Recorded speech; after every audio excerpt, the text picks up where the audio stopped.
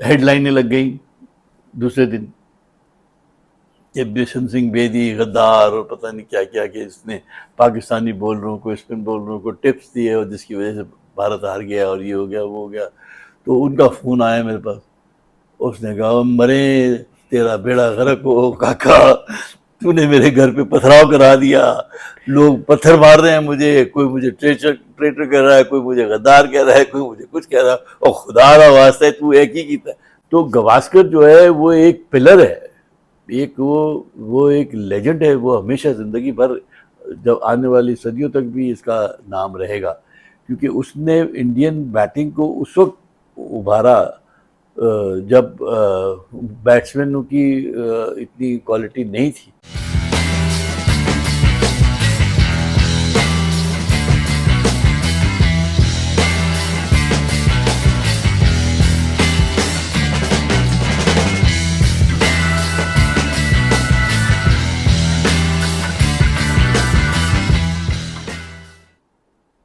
मैं हूं अब्दुल रशीद शकूर और आप देख रहे हैं मेरा यूट्यूब चैनल सेकंड इनिंग्स। आज मेरे साथ मेरे मेहमान इस सेकंड इनिंग्स में पाकिस्तान के मायनास स्पिनर इकबाल कासिम साहब मेरे साथ मौजूद हैं। उनकी अपनी एक ज़बरदस्त इनिंग्स रही है एज ए बैट्समैन नहीं, एज ए बॉलर। पाकिस्तान की मुतअद्दिद फतूहात में उनका कलीदी किरदार रहा और ख़ास तौर पर जब हम पाकिस्तान के चंद बेहतरीन और यादगार टेस्ट मैचों की बात करते हैं कि जिसमें पाकिस्तान ने फ़तह हासिल की, तो उसमें बेंगलोर टेस्ट हमें ज़रूर याद आता है। कौन भूल सकता है बेंगलोर टेस्ट को, जिसमें पाकिस्तान ने इंडिया को शिकस्त दी और पहली मरतबा पाकिस्तान ने इंडिया की सरजमीन पर सीरीज़ जीती थी इमरान खान की क़यादत में। लेकिन उस जीत में जो कलीदी किरदार था वो इकबाल कासिम और तौसीफ़ अहमद, दो स्पिनर्स का था, जिन्होंने इंडिया को तिगनी का नाच नचाया था चिन्ना स्वामी स्टेडियम की पिच पर और पाकिस्तान वो मैच जीता था। तो आज इकबाल भाई हमारे साथ मौजूद हैं। इकबाल भाई बहुत शुक्रिया सेकंड इनिंग्स के लिए जो है वो टाइम देने का, आपसे बात करने का। वैसे तो आपसे जो है वो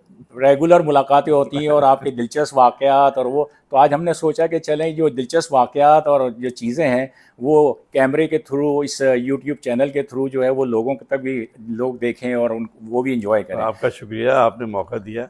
अच्छा इकबाल भाई, जब हम बात करते हैं आपके करियर की, तो 50 टेस्ट, 170-75 विकेटें आपने ली, बहुत ज़बरदस्त करियर रहा और पाकिस्तान की कई फतूहात में जो है आपका कलीदी किरदार रहा है। बेंगलोर टेस्ट जो है उसमें सर फहरिस्त आता है, उस पर हम आगे चल के बात करते हैं। लेकिन आपका जो करियर हम देखते हैं उसमें इंडिया के साथ जो है 4-5 सीरीज़ें हैं, उसमें कुछ ऐसी सीरीज़ हैं जो आप पूरी खेले हैं, किसी में आपको जो है वो SOS हंगामी तौर पर बुलाया गया, किसी में एक मैच खिला के जो है वो बाहर बिठा दी क्या, तो ये अप एंड डाउन चलते रहे। 1979 में जब आसिफ इकबाल की क़यादत में पाकिस्तान की टीम जब गई बहुत तवील अरसे के बाद, तो उस टूर पे जो है वो बड़ी हाइप क्रिएट हुई थी कि 78 में हमने इंडिया को हराया था। तो और सुनील गावस्कर ने बयान दे दिया था कि ये पाकिस्तान की टीम जो आ रही है ये इंडियन टीम को उड़ा कर रख देगी और ये कर देगी और कर देगी, लेकिन नतीजा फिर मुख्तलिफ निकला था। तो इस पर भी मैं बात करूंगा आपसे, लेकिन ये बताएं कि इंडिया के साथ जो जब भी मैचेस हुए हैं, अब तो लोग तरस रहे हैं कि बायलैटरल सीरीज़ नहीं हो रही है, शायकीन तरस रहे हैं। एज ए प्लेयर आपने खुद कितना इंजॉय किया इंडिया के साथ मैचों में खेल के?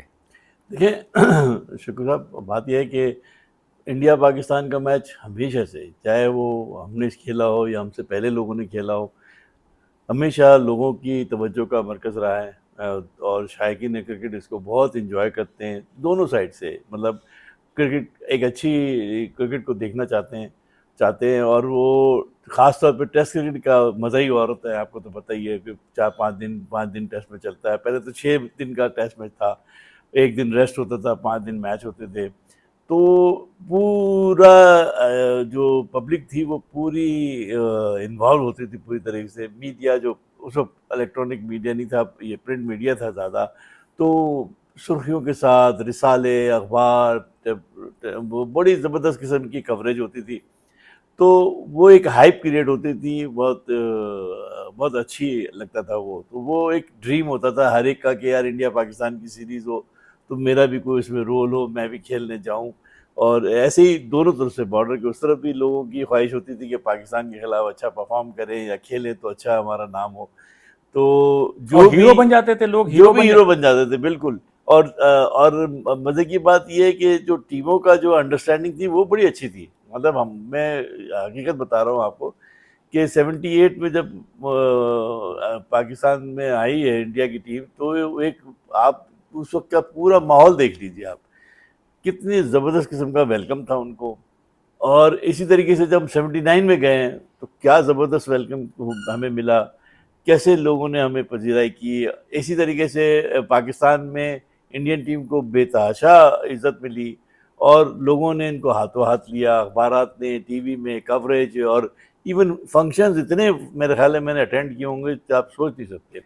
अच्छा, ये और आपने जब बात की इकबाल भाई के जी जो मतलब वार्म वेलकम दोनों तरफ से, तो आपकी इंडियन क्रिकेटर से भी जो है जाहिर सी बात है कि उसमें कौन से ऐसे खिलाड़ी थे खास तौर पर जिनसे आपकी बहुत ज़्यादा मतलब दोस्तियां हंसी मजाक उनके साथ बड़ा रहा आपका? भाई देखिए, सबसे पहली बात तो ये कि क्योंकि मेरा ताल्लुक क्या नाम मेमन फैमिली से है, तो गुजराती बोलना जो है वो हमारी ज़बान है। तो उसमें बहुत सारी जो पहली टीम आई थी, आपको याद है, घावरी था उसके अंदर, और एक आध और प्लेयर थे जो जिस जिस जो गुजराती जानते थे। तो उनको ये आइडिया नहीं था कि मैं गुजराती समझता हूँ, तो वो आपस में जब बात करें तो मैंने बड़े देर तक देखता रहा, सुनता रहा। फिर मैंने हल्के से उनको बोला, मैंने कहा वो बतो हमजू, तो एकदम वो चौंके, उसने कहा ये कहाँ से आ गया भाई, ये हमारी ज़बान। तो उन्होंने कहा, उससे फिर मुझसे गावरी ने मुझसे पूरी तफसील पूछी।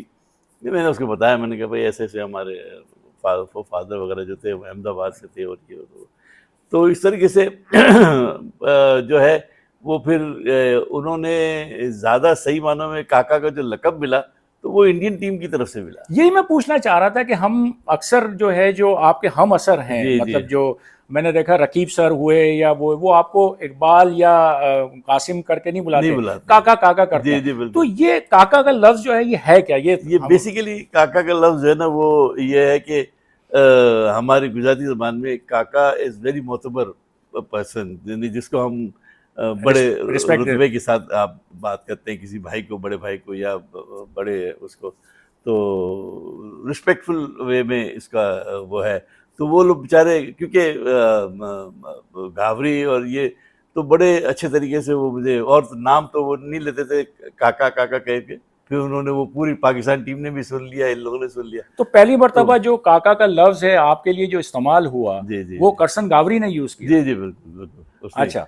स्टार्ट उधर से ही हुआ। तो फिर ये दोस्तियां रहीं, फिर आप लोग जब 79 में गए, वो बड़ा हंगामा खेज दौरा था कि जिसमें बहुत हाइप क्रिएट हो गई थी, और जिस तरह मैंने कहा कि गावस्कर के स्टेटमेंट और ये दूसरी, लेकिन अनफॉर्चुनेटली वो पाकिस्तान सीरीज हारा। लेकिन उसमें बड़ी चीज़ें रहीं, आपकी किताब में भी आपने बड़ा उसका तफसील से भी जिक्र किया है। जी जी तो इकबाल भाई वाकई खिलाड़ियों की, यानी मैं सब खिलाड़ियों की बात नहीं करूँगा, कुछ खिलाड़ियों की जो तवज्जो थी वो खेल से ज़्यादा पार्टियों में और फिल्मी दुनिया में लग गए, और ये सारी सर चीज़ें। देखिए, बिल्कुल सही बात है।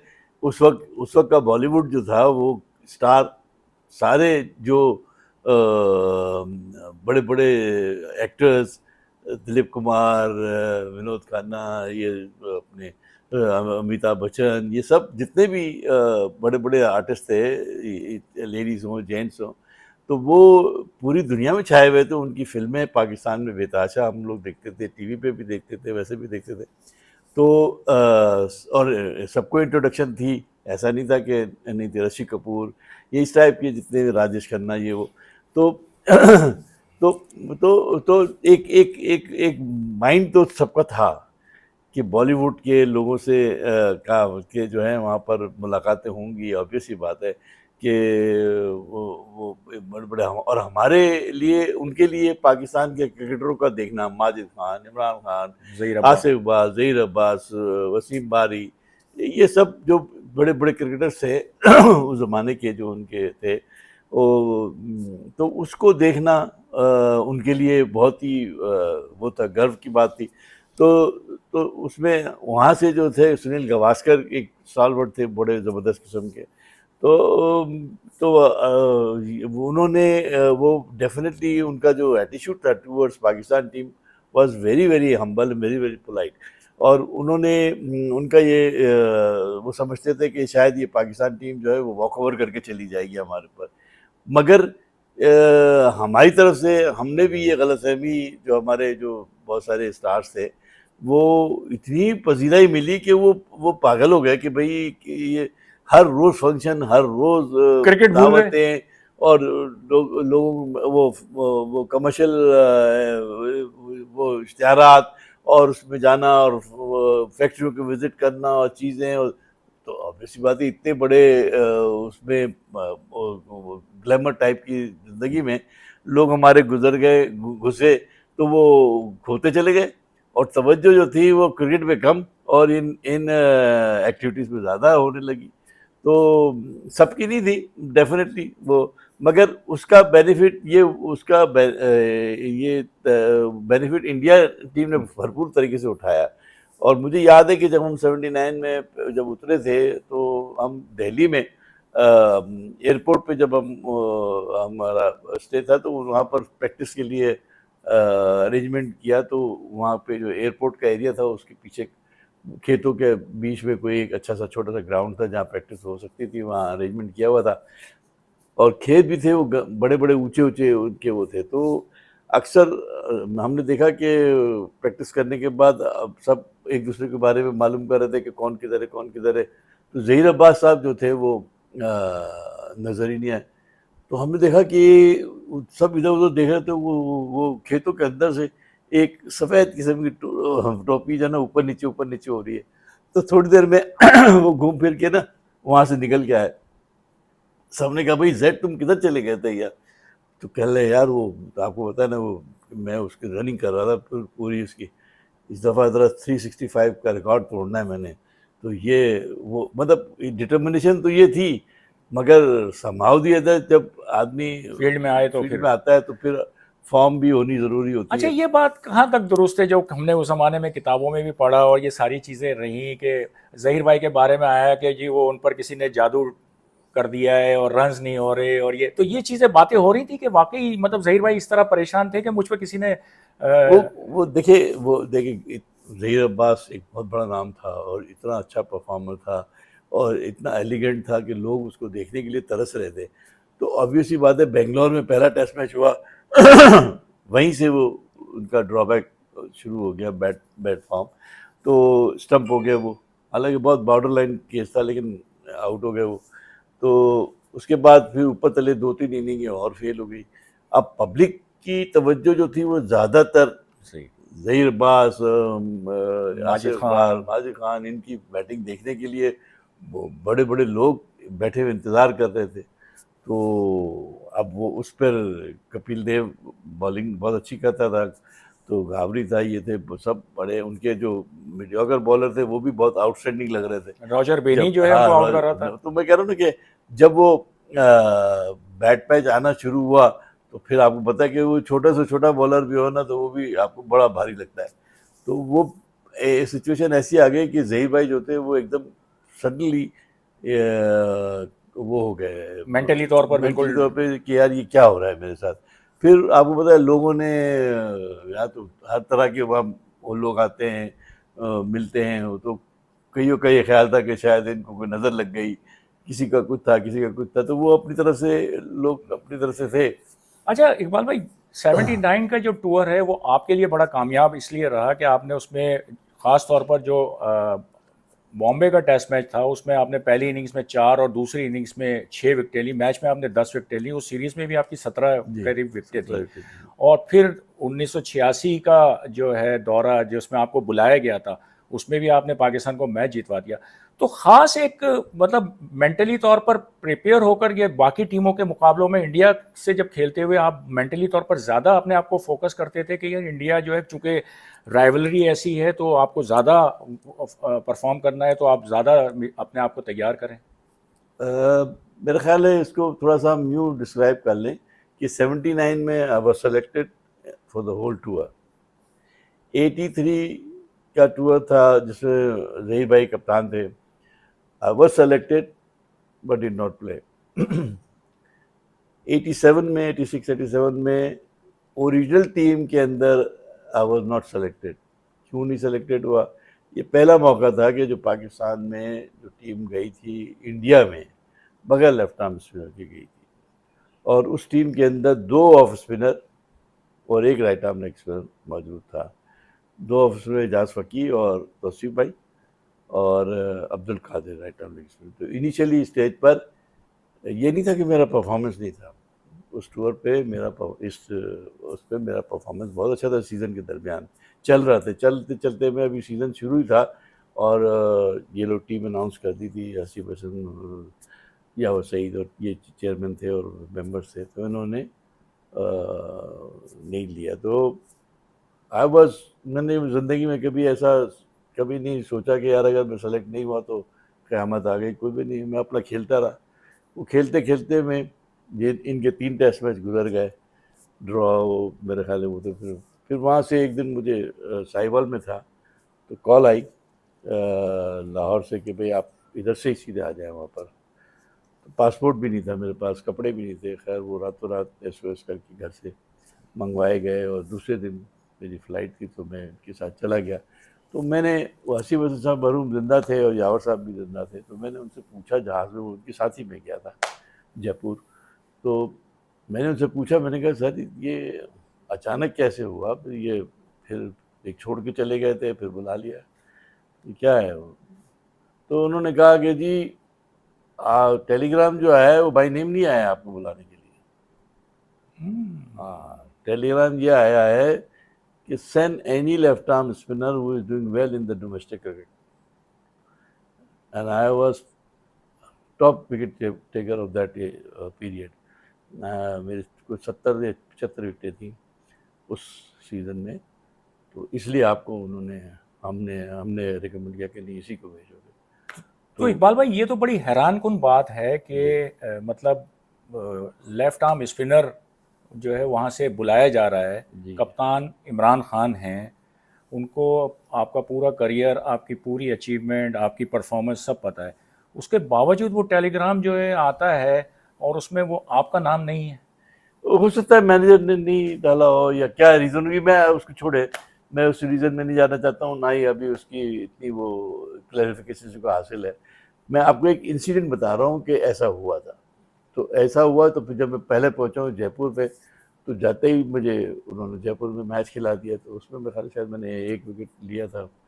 अगला था अहमदाबाद का मैच। अहमदाबाद में मैंने शायद बॉलिंग अच्छी की थी, 2 आउट किए थे शायद, तो 3 आउट किए थे। तो मुझे जो टीम की जो, अगर हम लफ्ज़ इस्तेमाल करें ना कि भाई चाल चलन से और इर्द गिर्द के माहौल से पता चल गया था कि आप कि आप फारिग है। आप फारिग हैं। तो ये हकीकत बात है कि तौसीफ और मैं रूममेट थे। तो हमने ये महसूस कर लिया था मैंने कि भाई ये इन्होंने अब खिलाना नहीं है। उसकी रीज़न ये थी कि जो बेंगलोर का जो स्ट्रिप था वो आप अगर दूर से देखें ना तो आपको ग्रीन नज़र आता था। तो किसी सूरत भी कोई भी आदमी बाहर से खड़े होकर अगर उस विकेट को देखेगा तो उसको आप देखने ग्रीन देखेंगे तो आप ऑब्वियस सी बात है कहेंगे अरे यार इधर तो फास्ट बॉलर काम आएंगे और एक आध स्पिनर और एक खेलेगा। आध स्पिनर खेलेगा। तो ये जो एक विकेट बनाने वाले का फन था, मैं उसको कोई चालाकी तो नहीं कहूँगा, मगर उसकी होशियारी कहूँगा कि उसने इस तरीके से विकेट बनाई थी कि वो देखने में आपको लगे ग्रीन और नीचे से और सॉफ्ट। तो वो किसी को पता नहीं था। हम लोग प्रैक्टिस कर रहे थे एक दिन पहले, तो मैं तो इवन प्रैक्टिस पे जूते पहन के ही जाता था ऑफिस से, होटल से। मुझे पता होता था कि भाई अब प्रैक्टिस करनी है और वापस आ जाना है। I knew it. तो प्रैक्टिस के दरमियान ही मुझे अंदाज़ा हो गया कि वो अब्दुल कादिर और इमरान खान साहब बातें कर रहे थे आपस में। तो मैंने कहा अब इन्होंने कादिर को खिलाना है, ऑब्वियस सी बात है कि उसने एजाज फ़की ने 100 कर दिया था हैदराबाद में, तो वो खेलेगा। तो गुंजाइश ही नहीं है, टीम फास्ट बॉलर की 3 फास्ट बॉलर खेलेंगे तो जाफ़र भी खेलने की उस पर है।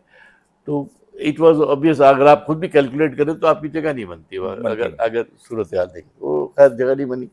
तो मुझे मैंने तौसीफ को आके होटल में आके कमरे में बोला, मैंने कहा तौसीफ देखो भाई मेरा तो हो गया काम तमाम, भाई कल लास्ट मतलब आज प्रैक्टिस है तो हम कल लास्ट प्रैक्टिस डे होगा, कल मैं जाके ना फिर अब वापसी में अपना सब सामान पैक करेंगे, बैठ जाएंगे आराम से। 6 दिन का मैच है, उसके बाद वनडे तो आप खिलाते ही नहीं है लोग, तो हम चले जाएंगे। तो मैंने सोचा यार मैं कल इमरान खान से बात करूंगा कि भाई मेरा बेनिफिट मैच हो तो आप खेलने आ जाए, तो ये वो पूरा आपने माइंड पूरा अपना बना माइंड लिया मेरा था बन गया था। कि भाई अब ये जी मामला जो बिल्कुल, है वो चैप्टर क्लोज हो रहा है। नेक्स्ट डे हम प्रैक्टिस पे, लास्ट डे प्रैक्टिस की थी just before the test match, वो तो हम गए सुबह, तो मैं और तौसीफ फार एंड पे थे, नेट वेट करके हम वहीं बैठे हुए थे। तो सब नॉर्मली 10:30 बजे के करीब, 11 बजे के करीब ना, वो स्टाफ प्रैक्टिस वाला ख़त्म होने के बाद वो सामान उठाते हैं, उन्होंने आहिस्ता आहिस्ता पैक आउट करना शुरू किया, और नेट्स उठाने शुरू कर दिए 12 बजे, क्योंकि उसके बाद इंडियन टीम ने शायद आना था ये हो। तो मैं और तौसीफ वापस आ रहे थे टूवर्ड्स द पवेलियन।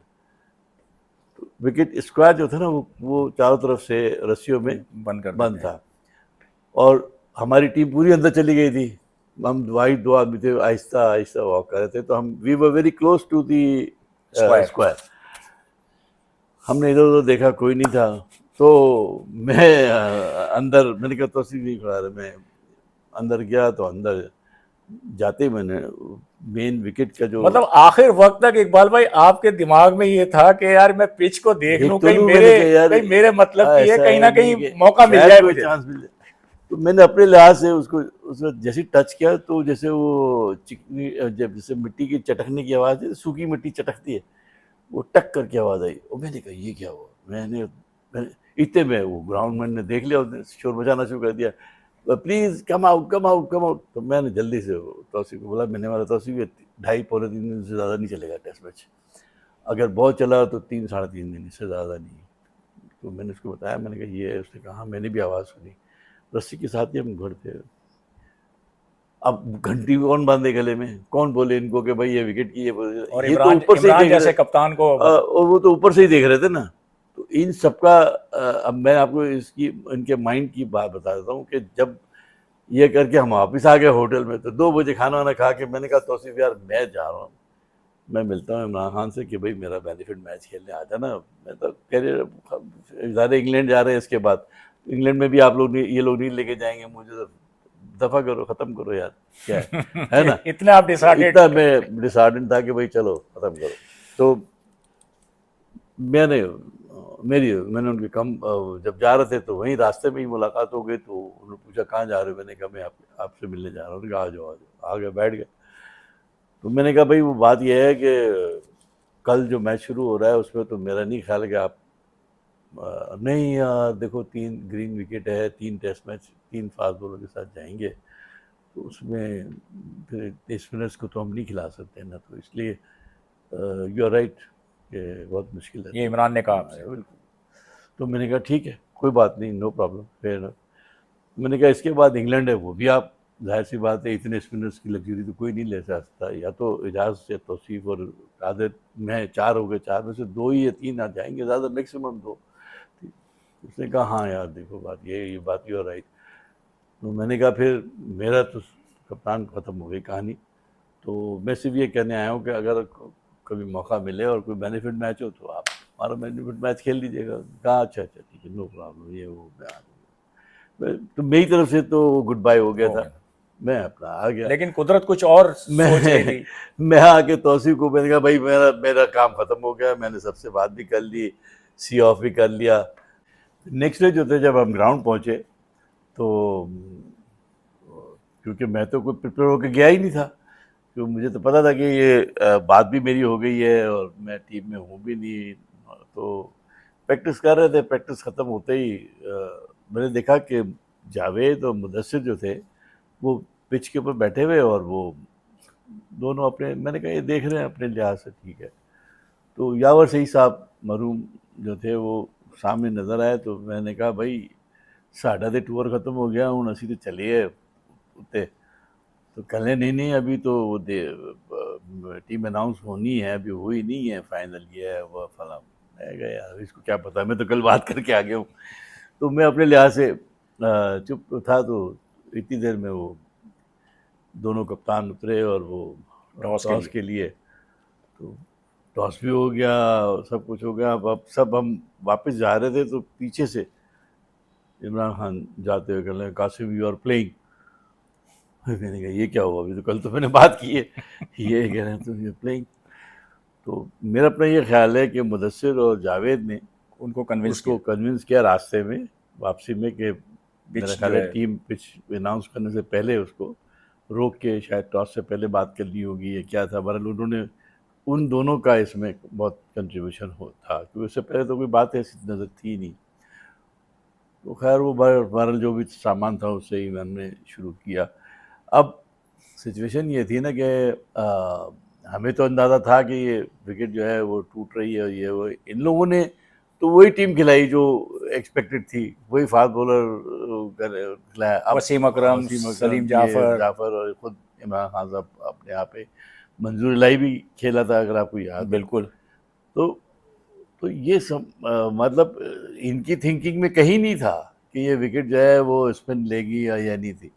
वो तो हमने अपने किसी तरीके से हमारी नज़र पड़ गई थी तो वो हो गया। तो जब वो मनिंदर ने 7 आउट कर सात दिए। आउट कर दिए, तो अब दूसरे जब सब तवज्जो जो थी वो सब इधर, कि भाई तौसीफ और मैं, और इत्तेफाक से हम दोनों रूममेट भी थे।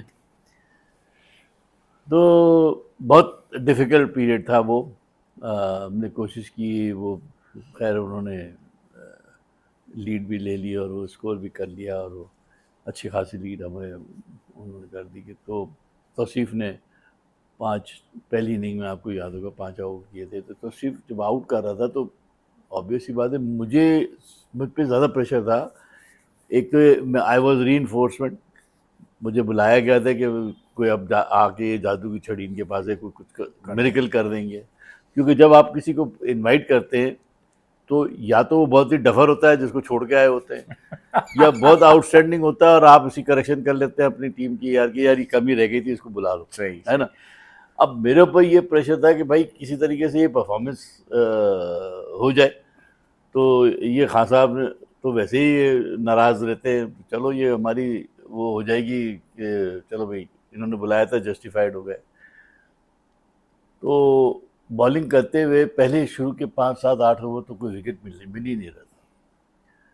तो जितनी दुआएं, जितनी आयतें, जितनी सब कुछ वो आता था वो पढ़ते पढ़ रहे ली। और गेंद करते रहे।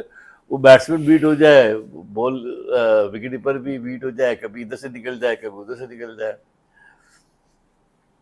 अब मेरे पर डबल टेंशन कि हर ओवर के बाद I have to look at him, कि इमरान को। यार हाँ कि भाई वो ऐसा ना हो कि वो उसको डिसअपॉइंटमेंट हो जाए।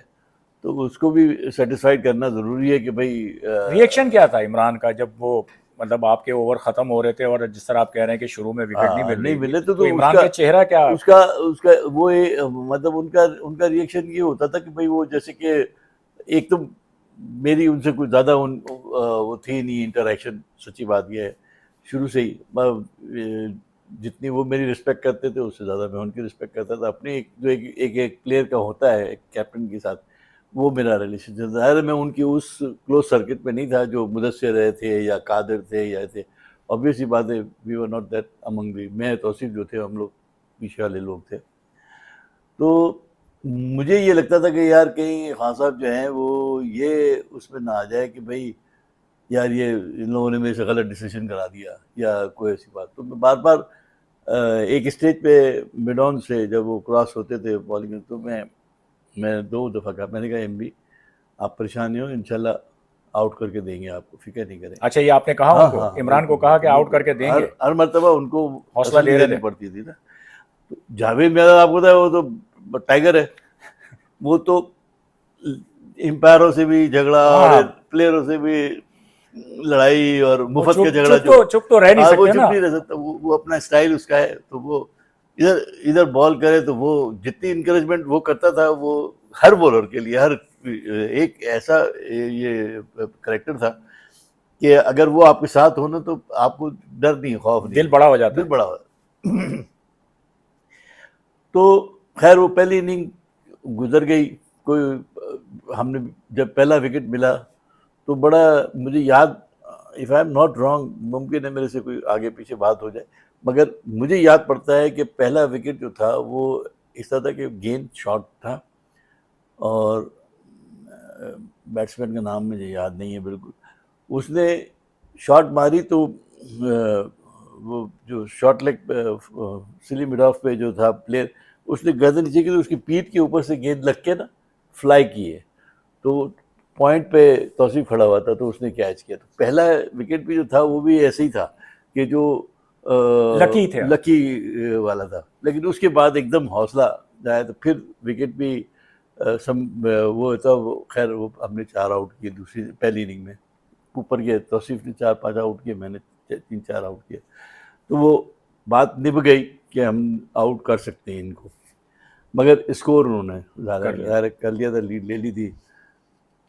तो अभी हम आके बैठे थे, तीसरा दिन था आई थिंक, चौथे दिन के बाद ब्रेक होता था, तीसरे दिन के बाद ब्रेक होता था, तो तीसरे दिन पे अभी बैठे ही थे तो इन्होंने एकदम मुझे, अभी टी के बाद ही हमारी सेकेंड इनिंग आ गई थी, तो हम बैठे ही थे तो थोड़ी देर के अंदर आवाज़ आई जावेद की, काका पैड कर ले। नाइट वॉचमैन, अभी 4:30 बजे नाइट वॉचमैन होना चाहिए, मुझे 3 बजे 3:30 बजे इन्होंने पैड करा दिया, और 1-2 ओवर के बाद बारी भी आ गई, 1-2 प्लेयर आउट हुए, मेरे ख्याल में 2 विकेटें गिरी होंगी तो मेरी नंबर आ गई थी, तो अंदर चला गया तो बैटिंग करने।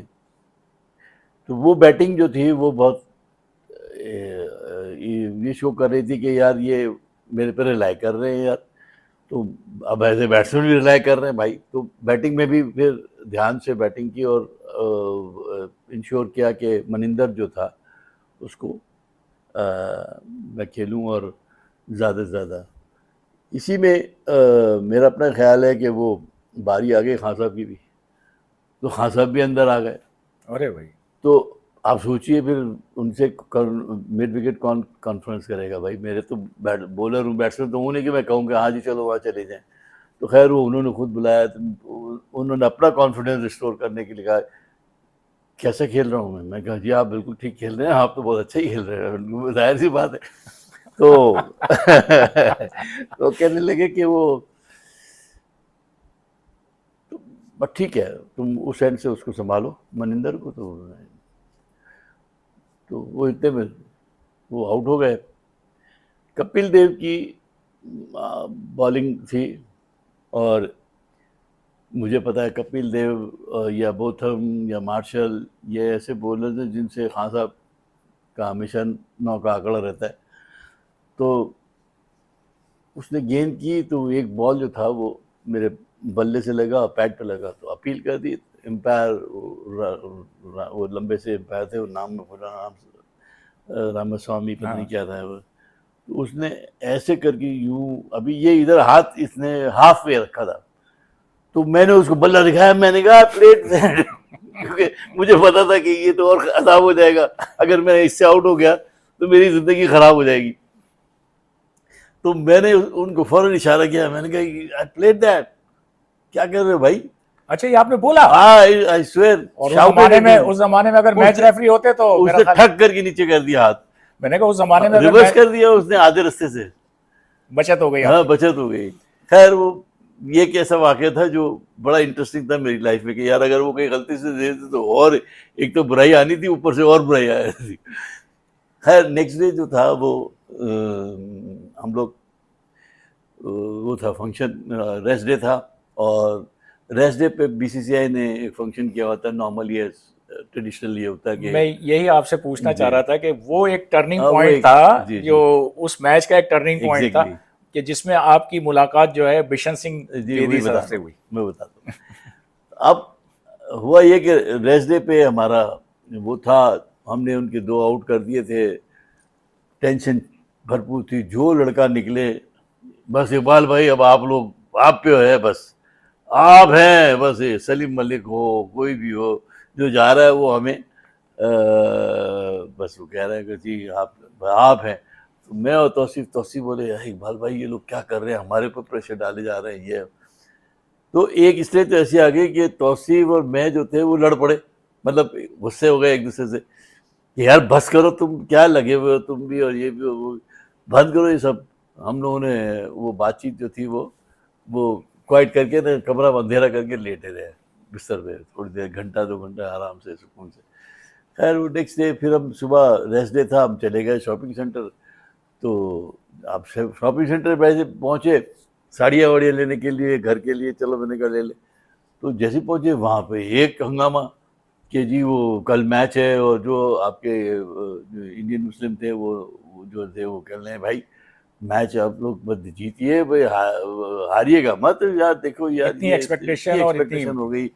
तो मैंने कहा तौसीफ हमने सब शॉपिंग छोड़ वापस आ गया टेंशन में। अब परेशानी के आलम कि क्या किया जाए। 5 बजे वो फंक्शन था, हम 4:30 पौने 5 बजे नीचे पहुंच गए, तैयार व्यार होकर पहुंच गए। शामियाने के अंदर वो 3 या 4 आदमी थे उस वक्त, क्योंकि 5 साढ़े 5 बजे का फंक्शन था। तो एक तो हमारे बिशन सिंह बेदी साहब थे और एक दो और थे। तो उन्होंने एज़ यूजुअल, मैं तो उस्ताद ही समझता हूँ कि जब भी 78 से लेकर जब भी वो आए तो मैंने हमेशा उनसे कुछ ना कुछ सीखा ही है। तो उनको मैंने सलाम दुआ हुई उनसे। उन्होंने कहा क्या हाल है, ठीक ठाक हो, खैरियत से हो? तो मैं कहा सर ठीक है। बैठ गए हम लोग। तो बिशन साहब बीच में थे और तौसीफ और मैं राइट और लेफ्ट। तो मैं कहा चलो, मैंने कहा बात बढ़ाने। मैं कहा सर टाटा शागिर्द थे, मनिंदर थे, तो भाई मचा दी उन्हें, तो वो जैसे गुस्सा कर जाते हो, भड़क उठे वो। बड़ा उठे। वो कह रहे काका की गल्ला करी जा रहे हैं। तो मैंने कहा सर 7 आउट किते पहली इनिंग ਤੁਸੀਂ ਕੀ ਚਾਹੁੰਦੇ ਹੋ ਕਿ पूरी 11 विकेट ले 10 विकेट ले लेगा? और पहली इनिंग की गल नहीं कर रहा है, और दूसरी इनिंग में तो कितने रन कराते हैं देख। तो मैं क्या सर बॉलर ही हैगा, कोई जादू तो नहीं है, वो बंदा कभी कोई कोई इनिंग अच्छा हो गया, कोई बुरा हो गया। और कहता है बुरा बुरा कोई नहीं होया। मैंने दस काका तू भी बॉलिंग करता रहा है, और तू मैंने दस इस विकेट से कोई बंदा जोर लांदा है जिथे जिधर विकेट टूट रही हुई हो, जिधर विकेट पे टर्न हो रहा हो, तो आप वहाँ पर गेंद सिर्फ लाइन पे फेंकें, ऑटोमेटिकली थोड़ा सा पुश करें तो बॉल इतना ब्रेक हो जाता है।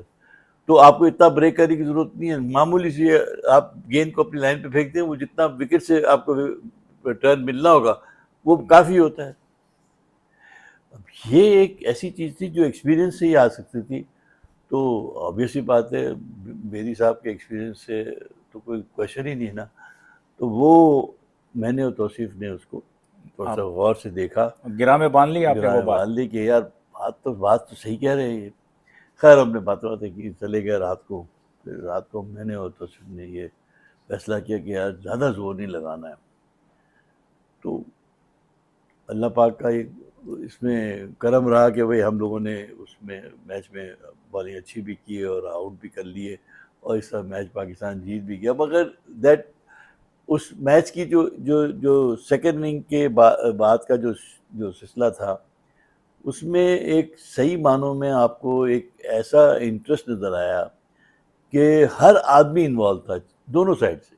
इंडियंस भी भरपूर तरीके से, तमाशाई भरपूर, ज़रा एक एक शॉट के ऊपर वो शाउट होते थे और ब्लास्ट होता था और वो पटाखे फूटते थे और ये क्योंकि होता था। टारगेट छोटा था और वो बिल्कुल उसकी वजह से बड़ी एक्साइटमेंट बहुत ज्यादा थी ना इंटरेस्टिंग कि हो गया वो था। अगर अच्छी। ये ऐसा रहता था सीसा हो गया था, कभी वो उनका पल्ला भारी था, कभी हमारा पल्ला भारी था, कभी ऐसे करते करते में जो जो असल चीज़ मैं बताना चाहता हूँ कि जो फील्डिंग का मेयार था पाकिस्तान का, उसमें ख़ास तौर पे मैं सलीम मलिक का नाम लूँगा। सलीम मलिक आपका स्क्वायर लेग पे खड़ा होता था हमारी बारी में। जब जब तौसीफ गेंद करता था तब वो स्क्वायर लेग पे खड़ा होता था, मेरी बारी में वो मिड विकेट हो जाती थी। तो गवास्कर आप एक एग्जाम्पल है उस टेस्ट मैच में। आपने अगर किसी बच्चे को बैटिंग सीखनी है कि how to play against spin, आप गवास्कर की वो पूरी फिल्म ले लीजिए, उसको दिखाइए। ठीक है उसमें एक दो डिसीजन होंगे, मगर इतनी लंबी देर तक कंसंट्रेशन। कंसंट्रेशन का लेवल और गेंद के ऊपर कैसे आपने नज़र रखनी है और कैसे ज़्यादा टर्न कम टर्न को कैसे खेलना है, वो आपको वहाँ से नज़र आएगा। और उस आदमी का ये आलम था कि वो खुद ना खेल रहा था बल्कि सबको खिला भी रहा था और सबके हौसले बुलंद करता था। हाँ जी, जितना टर्न होता था। तो वो जब वो गेंद तौसीफ का गेंद आपको पता है बाइट के साथ ऊपर आता है और बहुत तेज़ी के साथ जाता है, तो सलीम यूसुफ को फुल क्रेडिट कि वो जब वो गेंद पे आखिर जाके गेंद लेफ्ट करता था तो वो गेंद ब्रेक होता है पीछे बिहाइंड द सीन, अब ब्लाइंड हो जाता है आदमी विकेट पर ब्लाइंड। उस पर सलीम यूसुफ ने जो कीपिंग की है उसके जिस्म जो थे वो लाल हो गए थे, गेंद लग लग के ना निशान पड़ गए थे, इतनी उसने गेंदें खाई। और उसमें अगर कोई हल्का सा भी टच हो जाए तो वो फाइन की तरफ गेंद जाता है। तो सलीम मलिक स्क्वायर से भागता था तो गवास्कर की आवाज़ आती थी कि दूसरा रन नहीं लेना, मलिक उधर है। अच्छा, ये हाँ, ये बाकायदा उसका पिकअप ऐसा होता था सलीम मलिक का, उसी पिकअप से वो थ्रो करता था एक हाथ से। और इतनी वो थी कि वो गवास्कर ने मतलब किसी और के पास होता था वो 2 रन ले लेते थे, लेकिन सलीम मलिक के पास गेंद जाती थी तो वो आवाज़ देता था कि 1 रन। तो ये बहुत बड़ी थी कि स्क्वायर से आप फाइन के ऊपर जाएं और 2 रन आराम से बनते हैं, कोई वजह ही नहीं है नॉर्मल वे में, मगर इतनी स्पीड से वो लड़का फील्डिंग कर रहा था। लेकिन कि इकबाल भाई, गावस्कर की जो इनिंग थी उसमें एक कैच की अपील भी हुई और अंपायर ने नहीं दिया, ये सारी चीज़ें, और आखिर में जिस तरह रिजवान ने वो कैच लिया वो भी एक कमाल का मतलब वो था उस पर, यानी गावस्कर के आउट होने के बाद फिर कितना मतलब टीम देखिए, ने। एक गावस्कर तो एक पिलर था ना, एक इंडियन बैटिंग का एक पिलर था जिसको जैसे ही वो आउट हुआ तो आपकी मतलब पाकिस्तान साइड के लिए एक रिलीफ था। वो रिलीफ था कि यार अब चांस है कि हम, आगे जब के तक वो विकेट खड़ा हुआ था कोई चांस नहीं था। इस बात का ये सबको भी आइडिया था, दिल में डर था कि यार गावस्कर खड़ा हुआ है, वो जब तक है तो वो नहीं, चांस बहुत कम है। मगर जैसे ही उसके आउट हुआ, वो जो अपील की बात कर रहे हैं, 2 अपीलें जो मैं समझता हूँ कि बहुत उसके ऊपर थी। एक वो जो रिजवान ने कैच किया और एक एलबीडब्ल्यू की अपील थी। बिल्कुल। चलो एलबीडब्ल्यू की अपील को मैं माइनस करता हूँ क्योंकि वो वहाँ पर उस ज़माने में कोई ऐसी मैट नहीं थी कि हम बताएं कि भाई क्या हुआ। मगर जो रिजवान का कैच, जो रिजवान ने कैच किया था, वो मुझे ऐसा लगता है कि एम्पायर ने मिसजज किया।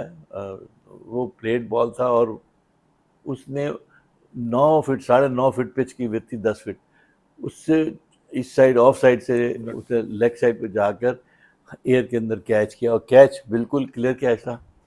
मगर जो एम्पायर थे उन्होंने नहीं डिसअलाउ किया। उस पर हम लोगों ने हमारा बहुत श्योर भी हुआ, लेग एम्पायर की तरफ उसको भेजा भी, कंसल्टेशन भी करवाई उससे कि यार शायद वो डिसीजन, लेकिन उन्होंने रिवर्स नहीं किया डिसीजन। बट दैट वाज एक डिसीजन ऐसा कह सकते हैं। अब देखिए जब नॉट आउट हो गया तो हिस्ट्री बुक में नहीं है। अच्छा इकबाल भाई, जब जीता है पाकिस्तान, बहुत ही यानी तारीखी जीत, और उसमें ऐसा लग रहा था कि मतलब एक आपकी जो, मुझे अभी भी मैं वीडियो जब हम देखते हैं कि आपके जो 2 कॉटन बोल्ट हैं, वो तो ऐसा लगता है कि गेंद आपके पास नहीं आई है, आप गेंद की तरफ लपके हैं। रवि शास्त्री और अजहरुद्दीन के जो 2 कैच थे, तो मैं अक्सर कहता एनर्जी हूँ, कहाँ से आई थी मैं अक्सर कहता हूँ धक्का किसने दिया था। नहीं, लेकिन वो कमाल के कैच हैं इकबाल भाई। बस वो ऐसा था कि जब आदमी इन्वॉल्व होता है ना ऐसे मैचेस में, जो टेंस मैचेस होते हैं, उसमें आदमी दिमाग, जहन, आँख सब उसी कोऑर्डिनेशन एक ही तरफ मरकूज होती है। तो उसी मोशन के अंदर आप, क्योंकि अगर अलर्ट है तो उसी मोशन में नेचुरल आपकी इंस्टिंक्ट होती है, आप उस तरफ जाते हैं, क्योंकि आपका कोई ध्यान कहीं और होता ही नहीं है। आप ना, आपका फोकस है कि यार ये अजहरुद्दीन खेल रहा है, ये कोई गलती करे तो मैं इसको पकड़ लूँ, जाने ना दूँ। ठीक है। तो वही हुआ कि वो उसने जो ड्राइव खेला, तो वो ड्राइव जो था वो नज़र आया उसके बल्ले से निकलते हुए, तो उसी मोशन में मैं चला गया, तो वो कमाल का कैच है वो, तो कमाल का दोनों कैच। और दूसरा कैच हालांकि हार्ड था शास्त्री का, वो तेज ड्राइव था, मगर वो क्योंकि मोशन में थे तो वो आ गया। और उसमें भी ऐसा लग रहा है कि जैसे वो आदमी डिसबैलेंस होता है, उस तरह आप थोड़े से वो हुए हैं, लेकिन आपने कहा कि नहीं, पहला वाला हालांकि बहुत काफी दूर था, लेकिन आपने कहा कि छोड़ना नहीं है। मगर ये पार्ट, माहौल क्या था जब ड्रेसिंग रूम का, जब जीते हैं उस वक्त क्या कैफियत थी खिलाड़ियों की? सर आप वो तस्वीर नहीं कर सकते। वो ऐसी एक ऐसी वो अचीवमेंट थी जो हर शख्स जो था वो क्योंकि लो स्कोरिंग मैच में ज़्यादा होता है, बड़े स्कोर के अंदर आप इनिंग से जीत गए, 8 विकेटों से जीत गए, वो उसकी इतनी नहीं होती। लेकिन एक मैच जो पूरे 5 दिन जो है, 4 दिन, वो सी सॉ की तरह आगे पीछे आगे पीछे आगे पीछे, कभी आप दिल में आपके बैठ रहा है, कभी उनके दिल में बैठ रहा है, कभी आप खुशी है, कभी वो खुश है। तो ऐसी सूरत में, सिचुएशन में, जब एंड आपके हक में आ गया और आखिरी फैसला आपके हक में आ गया, तो ऑब्वियस ही बात है उसकी खुशी की इंतहा नहीं होती ना। तो उसका ये था कि हम सब जो थे इतनी जब हम ड्रेसिंग रूम में गए तो आप यकीन करें हर आदमी रो रहा था, हर आदमी एक दूसरे के साथ गले लग के रो रहा था। और जो मतलब यानी जज्बात का ये आलम था कि अपने बैगों के ऊपर लाते घुसे मार के अपने आप को कंट्रोल वो कर रहे रिलीज कर रहे थे थे हाँ। कि यार ये, बट दैट वाज कप्तान हिलेरियस साहब का मोमेंट। जो है वो क्या था ड्रेसिंग रूम के अंदर, मतलब उन्होंने उन्होंने कोई कोई खिताब नहीं किया, माफ कीजिएगा अगर आप ये समझ रहे कि वो खिताब किया होगा, नहीं खिताब कोई नहीं किया उन्होंने। लेकिन रिएक्शन उन्होंने क्या था उनका? नहीं, उनका रद्द रिएक्शन कभी भी बिल्कुल नहीं, सपाट। वो सपाट, वो हमेशा ही सपाट रहते हैं, उनकी कुछ आप बताइए। तो वो कोई नहीं कि काका आपने ये कर नहीं दिया, नहीं नहीं, तौसीफ काका तुमने को ये कर कौन दिया। याद करता है मेरे भाई, काका को कोई याद नहीं करता। ये बस एक टीम एफर्ट था, टीम। मैं तो इसको हमेशा गिनता हूँ, ठीक है, किसी का कंट्रीब्यूशन ज़्यादा है तो और किसी ये का मैं कम पूछना है। चाहूंगा कि बेदी साहब फिर कहाँ गए, क्योंकि उन्होंने हाँ, वो तो फिर ऐसा हुआ कि दूसरे दिन मैं कमरे में लेटा हुआ था, तो कोई 11 साढ़े 11 बजे घंटी बजी। तो क्योंकि वो जब वो ख़त्म हो गया तो मुझसे मैच के बाद ना एक रिपोर्टर ने जर्नलिस्ट। इंटरव्यू लिया कि उससे मेरी पूरी, कि आप यहाँ वालदेन कहाँ थे, के थे तो अहमदाबाद में कहाँ से थे, तो क्या था, जो वो जगह वगह पूछ रहे थे। तो जो मुझे याद था वो मैं उसको बताया था। उसी में बातों बातों में उसने कहा कि भाई आप पाकिस्तान में क्रिकेट किधर से खेली, वो उन्होंने वो सारा पूरा मेरा प्रोफाइल ही बात। तो उसमें उन्होंने कहा कि आपका कोच कौन है, तो मैंने कहा भाई उस ज़माने में कहा कोच, हमारे पास पाकिस्तान मैं में कोई कोचेज़ उसमें का कॉन्सेप्ट ही नहीं था। तस्वर ही नहीं था। तो मैंने कहा सर मेरे तो कोच, मैं तो बेदी साहब है, जब भी पाकिस्तान आते हैं उनसे कुछ न कुछ मैं उनकी मेहरबानी है कि उन्होंने हमेशा सिखाया है। और मैंने वही कह दिया कि जी इस दफ़ा भी यही हुआ कि रेस्ट डे था, तो हमने उनसे उनसे बातचीत की तो उन्होंने हमें ये बता दिया। हमेशा गाइड किया। ये था। वहाँ पर हेडलाइनें लग गई दूसरे दिन कि बिशन सिंह बेदी गद्दार और पता नहीं क्या क्या, कि इसने पाकिस्तानी बॉलरों को, स्पिन बॉलरों को टिप्स दिए और जिसकी वजह से भारत हार गया और ये हो गया वो हो गया। तो उनका फ़ोन आया मेरे पास, उसने कहा मरे तेरा बेड़ा गर्क हो काका, तूने मेरे घर पे पथराव करा दिया, लोग पत्थर मार रहे हैं मुझे, कोई मुझे ट्रेटर ट्रेटर कह रहा है, कोई मुझे गद्दार कह रहा है, कोई मुझे कुछ कह रहा है, और खुदा का वास्ता है तू एक ही की था। मैं कहा कप्तान जी मैं तो एक गुड फेथ पे बात की थी, मेरा कोई इंटेंशन ये थोड़ी था, मैं तो बल्कि आपकी तारीफ कर रहा था कि आप इतने अच्छे इंसान हैं और इतने आपने वो किया ये, तो और गधा फिट है मुँह तेरा। अच्छा इकबाल भाई, इंडिया पाकिस्तान की जब क्रिकेट की हम बात करते हैं तो आपने इंडिया के खिलाफ 4 मरतबा सुनील गावस्कर को आउट किया, 4 मरतबा, अच्छा। फैसलाबाद, हैदराबाद टेस्ट में, बॉम्बे में, और ये आपका बेंगलोर आ गया, ये 4 आपने उनकी विकेटें, मतलब आपने उनको आउट किया। किस तरह देखते हैं सुनील गावस्कर को? जैसे कि अभी आपने कहा कि उनका कंसंट्रेशन और ये सारी चीज़ें थी, बहुत। आपने विव रिचर्ड को भी बॉलिंग की, आपने एलन बॉर्डर को भी बॉलिंग की, आपने जेफ बाइकॉट को भी बॉलिंग की, आपने मतलब विव रिचर्ड्स आ गए, गॉर्डन ग्रीनिश आ गए, ये मतलब वो उस दौर के जो बैट्समैन होते थे, जो टॉप के वर्ल्ड क्लास बैट्समैन जो होते थे, उसमें गावस्कर कितने डिफिकल्ट थे, या आप समझते हैं कि उनके मुकाबले में भी कोई दूसरा बैट्समैन था जो आपको बहुत डिफिकल्ट लगा? देखिए शकुर भाई, मेरा जो एक्सपीरियंस है वो कुछ ऐसा है कि मैंने ये एक्सपीरियंस किया कि कुछ जो बैट्समैन, जो सुपरस्टार बैट्समैन, जिनको हम वर्ल्ड क्लास कहते हैं, वर्ल्ड क्लास वो प्लेयर हैं जिनकी जो ड्रेसिंग रूम से ही सेट होके आते हैं। उनको ना टाइम चाहिए होता है, उनको ना ये देखना होता है कि करना क्या है क्या नहीं करना, वो सेट हुए हुए होते हैं और उनको ये पता होता है कि मुझे क्या करना और मेरी जिम्मेदारियां क्या हैं। जो अपना रोल है वो वेल डिफाइंड होता है उनके आगे, और वो अपने स्टारिज्म को सेव करने के लिए अपनी पूरी कंसंट्रेशन के साथ खेल रहे होते हैं। जैसे मैं आपको एक मिसाल दूँ, ग्रेग चैपल का कितना बड़ा नाम है। तो नाम कैसे बना? ऐसे ही बनता है ना सर, कि अगर आपने उसको उसकी लाज रखी हो। तो वो जब वो आए थे यहाँ खेलने के लिए, और जब हमारा वो तो वो जो गेंद खेलते थे तो पहला बॉल अगर आपने शॉट किया तो पहला चौका मार देंगे वो नहीं वेट करेंगे कि जी वो नहीं पहले विकेट को देखो ये करो। उनकी किताब में ये है कि अगर बॉल गलत आया है उसको छोड़ना नहीं उसको है। छोड़ना नहीं है, और जो बॉल सही आया है उसको सही ट्रीटमेंट उसकी गेंद की मेरिट के ऊपर खेलना है। ऊपर खेलना। तो ग्रेग चैपल हुए, एलन बॉर्डर हुए, आपके ये ग्रेनिच हुए, रिचर्ड्स हुए, ये इवन माजिद हुए, जहीर हुए। जहीर भाई भी का भी यही वर्ल्ड क्लास है कि उनकी तो किताब में ये है ही नहीं कि गेंद को रोकना कैसे है, और उनका रोकने का भी वो गेंद जो है ना वो लुढ़क के बाउंड्री में चली जाती है। तो इतना इनकी यानी टाइमिंग टाइमिंग इतनी अच्छी है। तो गवास्कर जो है वो एक पिलर है, एक वो एक लेजेंड है, वो हमेशा ज़िंदगी भर जब आने वाली सदियों तक भी इसका नाम रहेगा, क्योंकि उसने इंडियन बैटिंग को उस वक्त उभारा जब बैट्समैनों की इतनी क्वालिटी नहीं थी।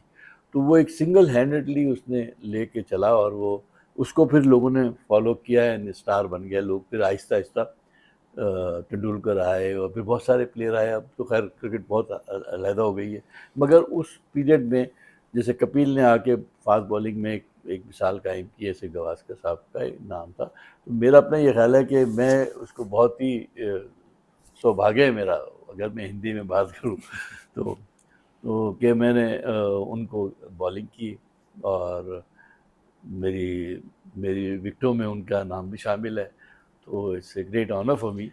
इकबाल भाई बहुत शुक्रिया, बड़ी दिलचस्प आपसे गुफ्तगू रही और बड़ा मतलब एंजॉय किया मैंने, और यकीनन जो हमारे देखने वाले हैं वो भी एंजॉय करेंगे इकबाल भाई की जो वाक़यात से जो भरी जो गुफ्तगू है, और उनका जो हमेशा से करियर रहा है, उनका एक अपना एक दिलचस्प अंदाज़ है इकबाल भाई का। तो मुझे यकीन है कि सेकंड इनिंग्स देखने वाले जो हमारे व्यूअर्स हैं वो भी इस इंटरव्यू से जो है वो एंजॉय करेंगे। बहुत शुक्रिया आपका, थैंक यू सर। ये